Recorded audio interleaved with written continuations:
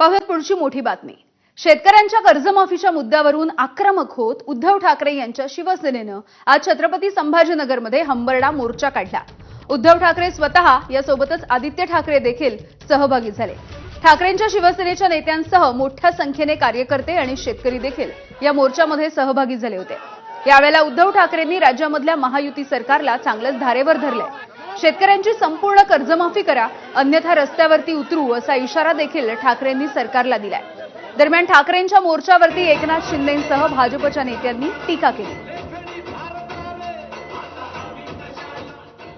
कर्जाचं पुनर्गठन करणार, आम्हाला पुनर्गठन नकोय, आजचं मरण उद्यावर नकोय, आम्हाला कर्जमुक्ती पाहिजे।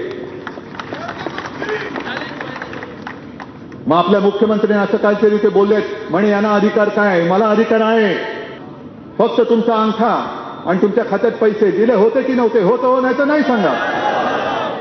मग तेव्हा मुख्यमंत्री काय डोळ्याला भात लावून बसले होते?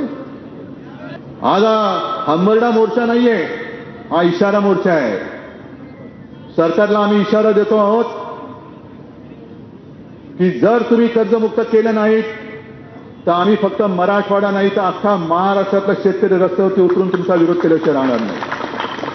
अख्ख्या महाराष्ट्रातल्या शेतकऱ्यांना मी आवाहन करतो।